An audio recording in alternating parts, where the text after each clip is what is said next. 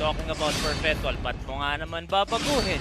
So they stick with that lineup. Para naman sa San Sebastian, what I noticed was si Villapando ang magsa-start para sa San Sebastian because the last game against Arellano, he came off the bench. So si Coach Egay, obviously, the one who lost their last game, yun ang nag-adjust papasok nito. Now, in the previous NCAA seasons, Mikey, and I always emphasize this, JM Calma, you know, he had to go to battle and mix it up with the likes of the Donald Tanquas and all the other foreign student athletes na nakatapat niya dito sa NCAA. Just imagine, siguro nakahinga ng malalim itong si JM now that he can play his more natural position, the 4. Oo, and last game, he may not be as a foreign athlete, pero Justin Arana naman yung bantay niya nung last game, talking about JM Calma. So now we can expect na talagang he will try to establish himself in the paint. Especially, Anton, because I covered yung Arellano Letran. Wala si Justin Arana. Talagang sa ilalim yung nag-focus ang Letran. So I'm sure ganun din ang gagawin ng San Sebastian now that there's no Justin Arana in the paint. And that's not to say na hindi kinaya ni JM, ha? Yung lalaban at lalaban itong si JM Calma now playing in his final season dito sa NCAA. Altamirano turns on the Jets, pero ayan na, ang isa sa mga shock troopers ni Coach Mike sa gigit. This guy really impressed me. Itong si Mark Omega, talagang go hard tong batang to. O kanina pa, before we started this game, talagang pinagmamalaki mo sa akin yung mga sentro ng Perpetual, and that first possession, nagparamdam agad. Nagparamdam talaga. They will put a body on you, talking about the 3 bigs nitong Perpetual. If I'm Perpetual, I'd love for JM Calma to keep taking those from the outside. Not the best shot there para sa San Sebastian. Ito, Mikey, maganda yung matchup ni Aurin at Villapando. And we know Aurin will be a marked man. Samantala, Cuevas, titira. Too strong on that shot. Calma comes up with the board. And definitely yun nga ang rason kung bakit Kevin Villapando will be starting here to man up. Ito against si Kim Aurin, who had 20 in the first half nung last game. Loristo. Handoff kay Altamirano. He will try his luck from the outside. At babalik ang bola sa panig ng Perpetual. But this is what we were saying. Now, Ichi Altamirano has that RK Ilagan role na binigay sa kanya ni Coach Egay Macaraya. He has to be aggressive. He drove to the basket, nasupalpal. On the next possession, tinry niya sa labas. Kaya lang, hindi pa rin makatama itong si Ichi. Bulanadi and RK Ilagan averaged a combined 35.8 points per game. At may isa pang laro na naka-44, itong si Alin Bulanadi. Hindi lang yung makes pati yung attempts Yun ang gusto ko malaman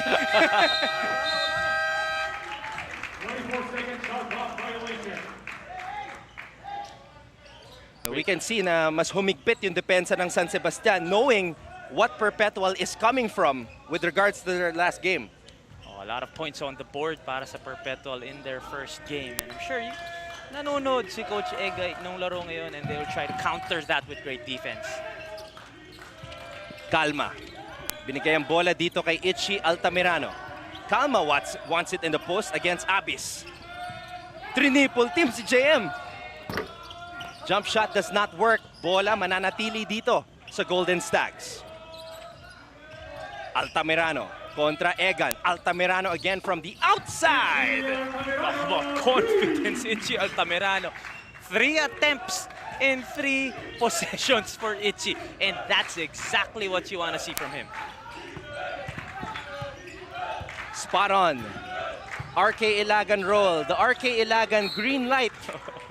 The points guard green light. Ichi Altamirano. And he also gained a lot of experience dun sa pandemic leagues na sinalihan, talking about Ichi. Same goes for JM Calma as we see Mark Omega diving towards the basket. All right, let's get our first report as we go back to Chantal Laude. Let's play this game like this is game 1 of a championship. Yan ang mensahe ni Coach Mike sa gigit sa Perpetual Altas dahil very crucial ang larong ito. Pagkatapos ng larong ito, makakalaban nila ang Letran Knights at ika nga ni Coach Mike, hindi sila pwede pumunta sa defending champions ng galing sa isang talo. Kaya naman ang kanilang strategy for this game is to really polish their defense. Aminado rin sila na ang San Sebastian Stags ay mas malaki at mas brusko. Kaya Kaya they really have to work hard in order to get those balls and to really take care of their play today. Sa panig naman ng mga players, ang game 1 nila ay isang malaking confidence booster. Kaya mas mataas ngayon ang kanilang kumpiyansa sa sarili. Kaya ngayon, Anton and Mikey, titingnan natin kung kaya ba nilang gawin ang goal nila na mas makilala pa sa NCAA. Balik sa inyo. Maraming salamat, Chantal. This is, in a way, the first real test para dito sa Perpetual. And Coach Mike knows that because this is a single round robin, they have to know what comes next. At yun na nga, Letran is next after this. At maganda na pumasok sila sa laban na yun with a 2-0 record. Oh, you have to know your schedule ahead of time. Like what you said, single round robin to. You can't get too high, you can't get too low. Kasi kailangan every game, focus kayong makuha yung panalo habang maaga pa. April 3. Gaganapin yung laban ng Perpetual at Letran. So, isang araw lang ng pahinga. Letran na agad ang makakaharap. As I mentioned today, we have Avia Zunic making her courtside debut. Let's go to her right now. Anton and Mikey, after entering the season with a loss, imbes na malungkot ang Stags, mas lalo lang sila na-motivate at nag-focus sa trainings para sa laban kontra Perpetual. Nakausap ko nga ang team captain na si JM Calma at sabi niya, magandang laban ito para sa amin, but the team needs to finish the game strong kasi doon kami kinulang sa late game against the Chiefs. Kailangan namin mag-bounce back ngayon at kunin ang panalo. Makakabawi kaya ang San Sebastian Stags on their second game of the season? Ito ang dapat natin abangan. Anton and Mikey? Ayun na nga, Avia, yung late game. As we see Jeff Egan launch this triple, Aurin coming up with the offensive board. Bola na punta kay Cuevas. Egan. Aatake. Egan. Drop pass para kay Abis. Great pass there para kay Egan, who also performed in their opening game, in that opening win for Perpetual. And now napatawag na ng timeout si Coach Egay. Magbabalik po ang NCAA Season 97 only here on GTV.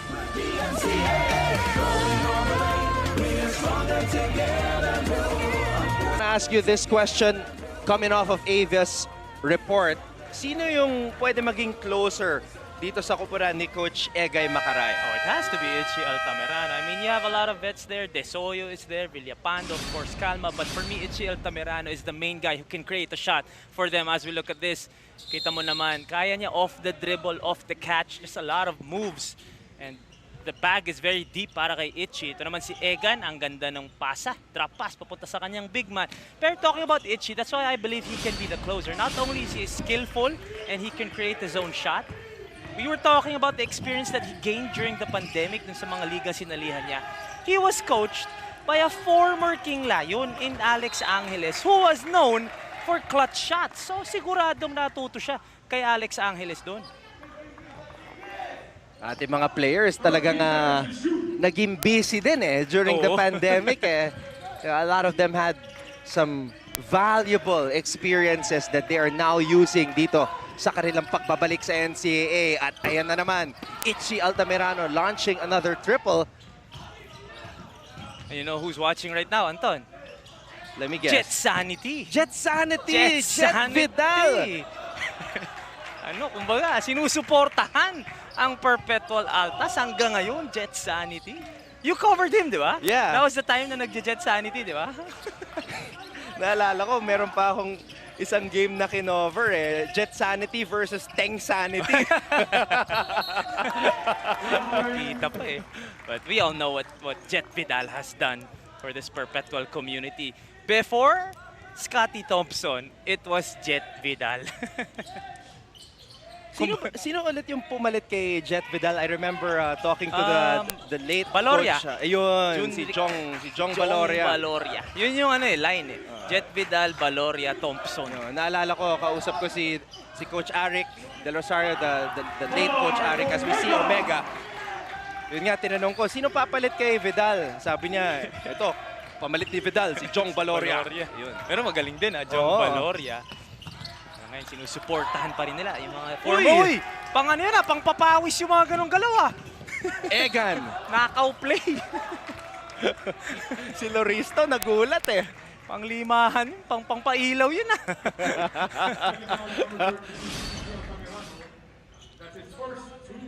And look at Omega. Ito yung sinasabi ko sa'yo, Mikey, yung sipag ni Mark Omega. And they also need to stay aggressive sa boards kasi kada drive ni Kim Aurin, talagang china-challenge siya ng mga big man ng San Sebastian, leaving the other bigs of Perpetual open for those offensive rebounds. Jesse Sumoda. This guy is a big problem, literally and figuratively, for anybody trying to grab a rebound with his big body in the way. Perpetual still having Jello Razon on the bench. Same strategy being employed by Coach Mike Sagigit. Jeff Egan. Pinag-usapan natin yung kanyang court generalship para dito sa Altas. Especially after losing Edgar Charcos. Kailangan mag-step up ng mga point guard ng Perpetual. You were wondering yung mga shot attempts ni Bulanadi at Ichi Altamirano. Well, ni RK. Si RK, he took 149 three-point attempts. In 18 games, no? In 20. 19 games. 19 That's games. a lot. 48 out of 149. But he doesn't care about the 149. Importante lang 48. At saka, kung hindi nag-cramps yun, baka umabot ng yun. Finals, di ba? Or, no, the next step. They were in the step ladder. Ilan yung skinor ni RK nun? 40-something yun? Si Bulanadi, yung season high niya, season 95, 44. Si RK, 36. 36. And Alin Bulanadi did that against the Perpetual Altas. I remember against, Ben Adamos. Grabe yun. Grabe yun, 44. And yung yung player development ni Bulanadi, he wasn't really like that when he first came in, right? Alin is watching. Oh, nanonood si Alin. Nanonood si Alin. Ay, alam mo si Alin, magaling pumasa talaga yan si Alin eh. Magaling pumasa sa ring eh. Sumakto sa topic nanonood natin, pala si Mikey. Alin. Sumakto sa topic natin yung... Pwede ba daw mag-guest player? Gusto daw nila bumalik. Gusto bumalik ni Alin sa San Sebastian. Na-miss ni Alin, ha? Nami-miss ka na rin namin, idol. Samantala, three-pointer mula sa kanto, rebound para kay Omega. At ito na ang isa sa mga pinakakondisyon na players na nakita natin so far sa Season 97. Uy! Egan. Pass intended para kay Omega. Barcoma, aatake. Barcoma. Wild pass. Are to Sumoda. Triple on the way from the right wing. Does not fall. Grabe yung panggaan doon. Oh, this is what we could expect for both teams. Tsaka yung culture din na binil dito. I mean, from past years pa, talagang hustle, energy, ang dala ng dalawang team ito as two players tried to get that rebound. At kung titignan mo din, Anton, yung depensa ng San Sebastian, nakatao sila, nakaasawa kay Kim Aurin. Talagang nandun si Kalahat to deny him of the basketball.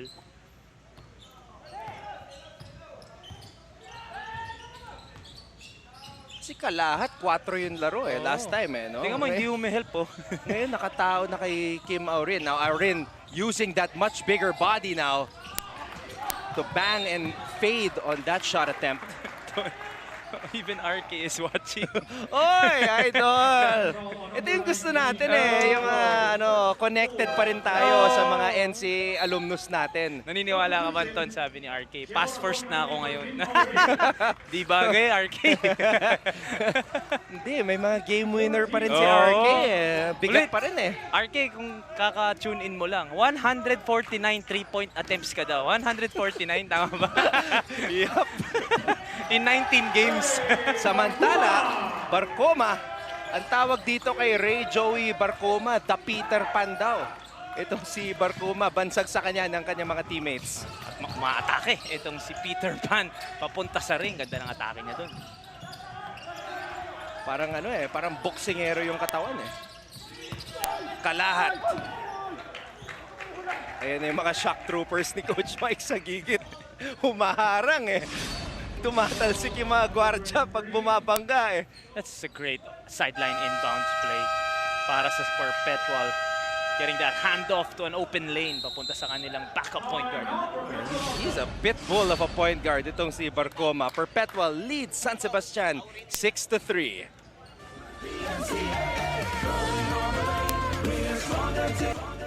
In boxing, they always say styles make fights. We talked about the fast break points ng Perpetual kontra sa JRU. Against San Sebastian, a team that is almost as fast as them, nahihirapan sila tumakbo. So it's more of like a methodical approach now para kay Coach Mike Sagigit. And the 6 points ng Perpetual coming inside the paint and second chance points din. Kumbaga, ang ganda ng initial defense ng San Sebastian, forcing Perpetual to misses. Kaya lang nakukuha nila yung offensive rebound, and also they need to do a better job to defend the interior, talking about San Sebastian. Pero this is a low-scoring game. Yeah, Walang alin tsaka RK, 6-3 yung score. but the defense kasi from both Ganda. teams have been solid. And now Jello Razon pinasok na sa unang pagkakataon. Interesting backcourt here, Barcoma and Razon. And this is exactly why you would love to have Jello Razon come off the bench, because you have Aurin to take care of the scoring load sa starters mo. Pero when Razon comes in, gusto mo agresibo agad siya. And then you have a point guard in Jeff Egan who can slide to the 3 spot. Razon, jumper, wala. And Are comes up with a sneaky steal from behind. Kalahat tumatakbo. Jumper on the way, too strong. Balik ang bola sa Perpetual. Altas trying to run. Razon steps on the brakes. Egan kontra Are. Egan. Razon. Jello for 3. In and out. Nunez comes up with the board. Martel tracks down the loose ball. Razon, aatake, drop pass. Naagaw. Ganda ng depensa doon ng San Sebastian. Although, again, they gave up an offensive rebound. They need to do a better job boxing out. Pero ang ganda pa rin ang depensa nila doon sa second attempt. Kalahat. Kalahat. To Sumoda. Sumoda, mid-range. Can't get it to fall. Balik ang bola sa Perpetual. You can see Coach Mike Sagigit telling his players to run. Egan, sidestep. Barcoma. Cross-court pass. Egan, aatake. Egan switching to the left. What a move there for Jeff Egan. Knowing na hindi he-help yung bantay ni Jello Razon, inatake niya sa side ni Razon and gets that dipsy-do. 8-4 in favor of Perpetual. Haven't had a lot of opportunities to run, but they've been executing their offense. Staying patient. And their defense in full effect as well. Ganda ng depensa dito ng Perpetual. It's either they force San Sebastian to settle for an outside jumper, or kung makakapasok man, papayungan talaga nila dun. Si Sumoda, pinayungan ng mga big man ng Perpetual. And you would think na mas lamang sa bigs ang San Sebastian, but 0 for 3 points in the paint. Gabat on the drive, nothing there, but a putback for Abarquez. But again, they forced the initial miss, talking about Perpetual. Pero way to not give up on the play para kay Gabat. Nunez. Egan. Oh, errant pass, tipped away by Gabat. Last shot time dito para sa San Sebastian. Down by 2 sila. Ito yung mga situations na napupunta kay Alin at Arke ang bola. Gumalaw si Jesse. Babalik pa ang bola sa Perpetual. Yun nga, wala silang Ichi Altamirano who can create a shot for himself. That's why Are needed that ball screen. Kaya lang, a little bit too aggressive on the screen for Sumoda. Siguro kung si RK o si Alin yun, pinaalis nila si Jesse. Papaalisin nila isa't isa. Akin ngayon, mamaya ka na. All right, let's see what Perpetual will do here with 5.4 seconds remaining. Barcoma gives it to Razon. Razon, aatake. Razon, fade away. In and out on that shot para kay Jello Razon. But still the luxury for Coach Mike to have two scorers on your team. One starting and one coming off the bench. Hindi lang nakapukol dun si Razon. This was that first basket para kay Itchy Altamirano with that green light to shoot. Egan setting up Apis on that play. And Egan with a spectacular layup right there, switching to the left.